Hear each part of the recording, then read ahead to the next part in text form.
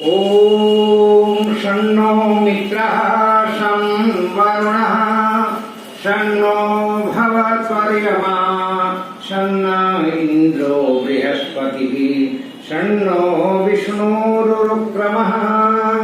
नमो ब्रह्मणे नमस्ते वायो त्वमेव प्रत्यक्षं ब्रह्मासि त्वमेव प्रत्यक्षं ब्रह्म वदिष्यामि त्रितं वदिष्यामि सत्यं वदिष्यामि तन्माम् अवतु तद्वक्तारम् अवतु अवतु माम् अवतु तद्वक्तारम्। ओम शांति शांति शांति। ओम समादरणीय हमारे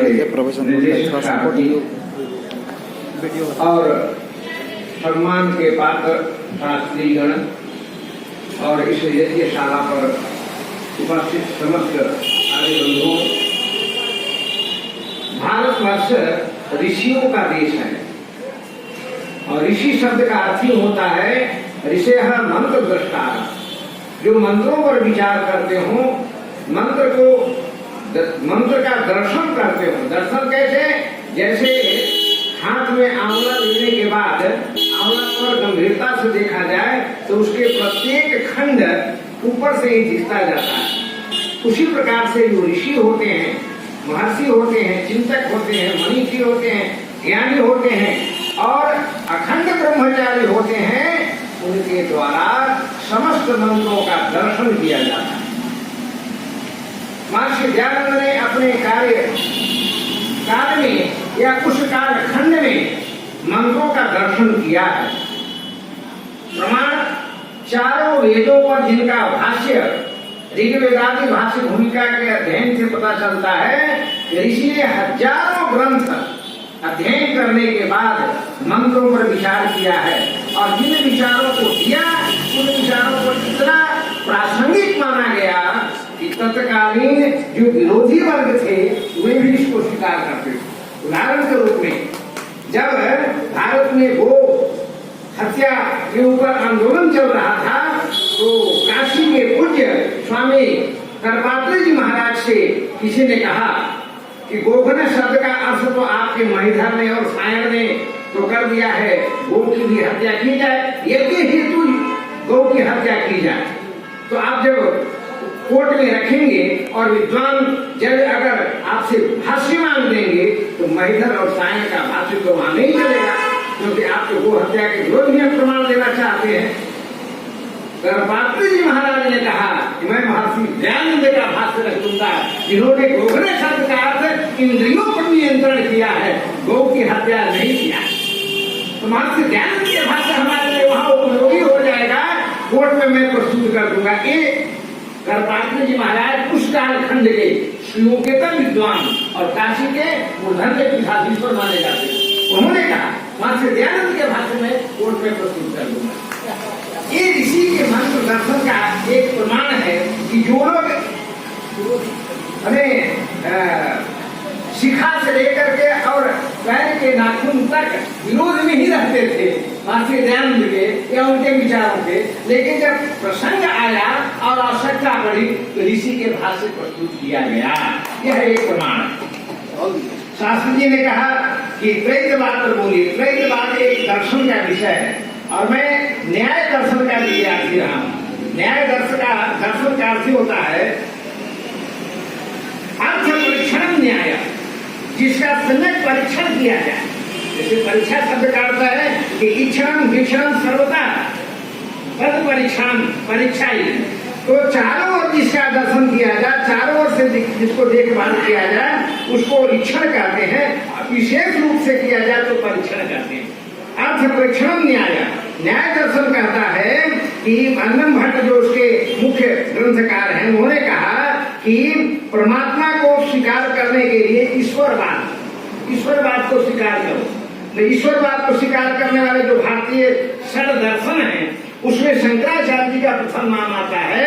उन्होंने अपने कालखंड में विचार किया कि ईश्वर जो है वो एक है, ब्रह्म सत्यम जगन मिथ्या, ब्रह्म ही केवल सत्य है, उसके अलावा और कुछ भी नहीं है, सब मिथ्या है, नष्ट होने वाला है, ब्रह्म केवल सत्य है।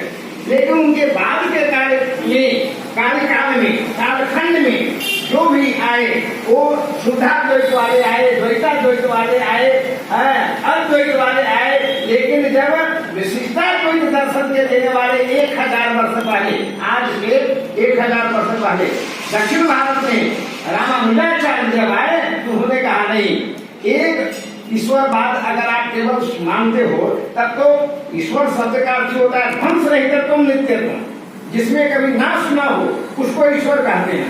तो ईश्वर तो आपका सिद्ध हो गया, एक दर्शन, एक ईश्वरवाद। लेकिन ध्वंस राहित्य जो है वो केवल ईश्वर में ही नहीं है, ध्वंस राहित्य और 2 वस्तुओं में है। वो 2 वस्तु कौन है? एक तो परमात्मा की और दूसरी आत्मा। आत्मा भी कभी नष्ट नहीं होती है, ध्वंस का विषय नहीं है, इसलिए आत्मा भी एक तत्व है, तो 2 हो गए। और साथ ही साथ उन्होंने कहा कि प्रकृति है जिसको हम माया कहते हैं, वो प्रकृति भी ध्वंस राहित्य है, भले ही परिवर्तनशील है, इलेक्ट्रॉन होगा, प्रोटॉन होगा, न्यूट्रॉन तक हो सकता है, लेकिन उसकी सत्ता समाप्त नहीं होती है, इसलिए उसको भी स्वीकार करना पड़ेगा। तो रामानुजाचार्य ने दर्शन में कहा, अपने दर्शन में कहा, विशिष्टाद्वैत दर्शन में कि ईश्वर, आत्मा और प्रकृति या जगत, जिसको आप कहते हैं, ये 3 है। और महर्षि दयानंद ने वेदों से सिद्ध कर दिया कि ईश्वर जो है वो भी नित्य है, और आत्मा जो है वो भी नित्य है, और ये प्रकृति जो है ये भी नित्य है, क्योंकि ईश्वर का वास्तविक स्वरूप अगर पूछा जाए तो उनके द्वारा जो की गई रचना है उसी को तो हम मानेंगे। तो सूर्य देवता, चंद्र देवता, पृथ्वी देवता, वायु देवता, आप देवता स्वीकार करते हैं। देवता स्वीकार क्यों करते हैं? क्योंकि वो कुछ देते हैं। हमारे पूज्य गुरु साहब कहा करते हैं कि जो देने वाला है वो है देवता, और जो लेने वाला है वो है देवता। इसलिए देवता की श्रेणी में सूर्य देवता, चंद्र देवता, वायु देवता, अग्नि देवता, ये देवता आते हैं। तो अगर ये प्रकृति को हम स्वीकार नहीं करेंगे तो हम इनको देवता का रूप नहीं स्वीकार कर पाएंगे। तो वेदों में अग्नि सूक्त, वरुण सूक्त इत्यादि सूक्त हैं।